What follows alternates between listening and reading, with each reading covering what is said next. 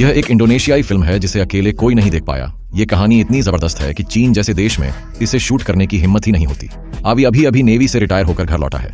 उसे लगा था कि अब परिवार से मिलकर चैन की जिंदगी बिताएगा, मगर बीवी का चेहरा बिल्कुल सड़ा हुआ था। दोनों मूवी देख रहे थे। आवई ने सोचा था कि चलो थोड़ी नजदीकी बढ़ा लूं, मगर बीवी ने उसे झटक कर अलग कर दिया।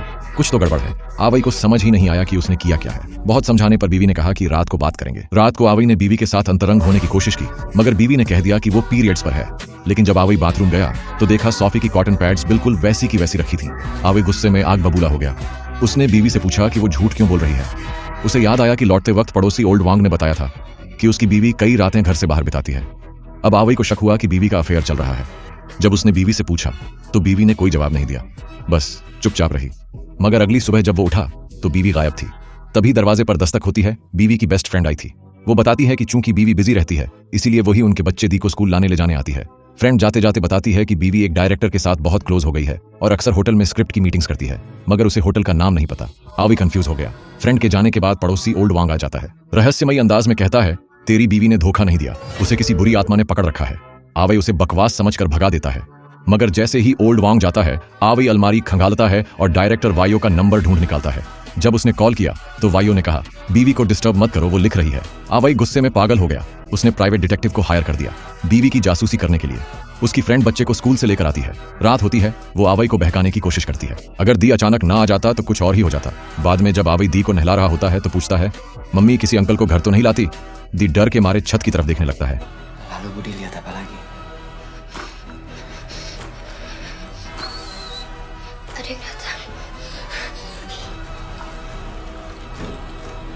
तभी बीवी वापस घर आ जाती है। फ्रेंड मौके की नजाकत देखकर तुरंत निकल लेती है। आवई और बीवी फिर झगड़ते हैं। बच्चा दी दरवाजे के पास बैठा है। उसे लगता है कुछ आने वाला है।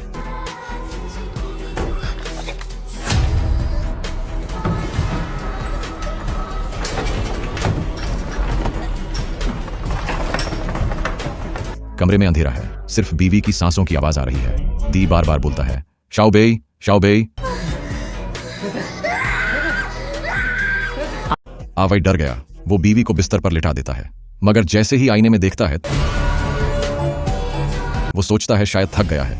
लाइट बंद करके सो जाता है, मगर जैसे ही वो लेटा बीवी की सांसें अजीबोगरीब हो जाती हैं।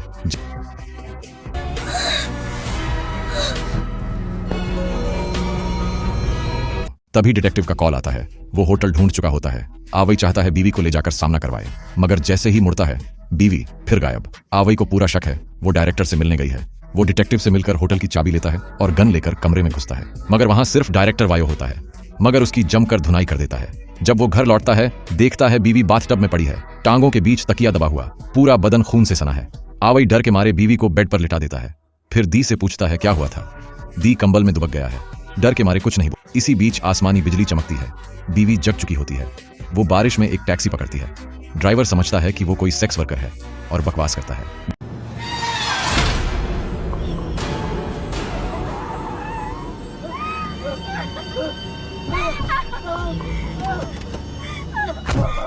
बीवी उसे मार देती है।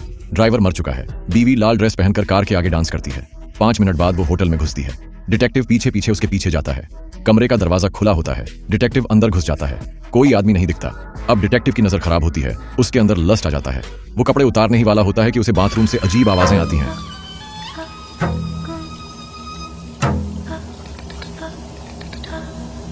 वो समझता है कोई लाश है। गन निकालता है।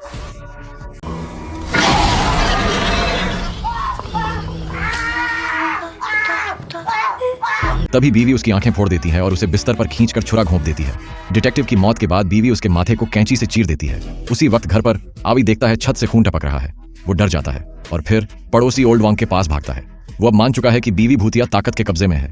बीवी के लौटने पर उसे बेड से बांध देता है। ओल्ड वांग कहता है कोई अंदर ना आए, मगर तभी बीवी की फ्रेंड आ जाती है। आवई उसे रोकने के लिए अपने जिस्म का सौदा करता है, क्योंकि फ्रेंड उससे प्यार करती थी।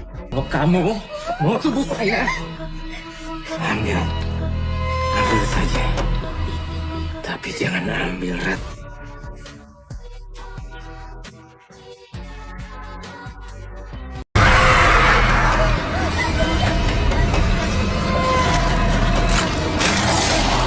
मगर तभी वो भूत के कब्जे में आ जाती है और आवई पर हमला करती है। फिर बाहर भाग जाती है। बारिश में डांस करती है जब तक थक कर जमीन पर गिरती है।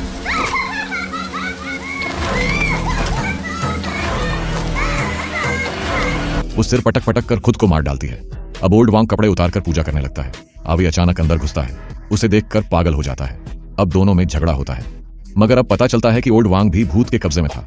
अब सवाल है, इस घर में हर कोई मारा गया मगर बीवी एकदम सुरक्षित क्यों? आवी दूसरे कमरे में अजीब आवाज सुनता है। वहां जाकर देखता है कि बीवी के ऊपर एक मर्द भूत बैठा है। वो कोई और नहीं, वही तकिया है जो बीवी हर रात गले लगाकर सोती थी। असल में बीवी किसी भूत से प्यार करती थी और अब उसने हर रुकावट को हटा दिया है। अब उसे कोई रोक नहीं सकता। ऐसी और थ्रिलर और सस्पेंस से भरी मूवीज के लिए हमें लाइक एंड सब्सक्राइब करें।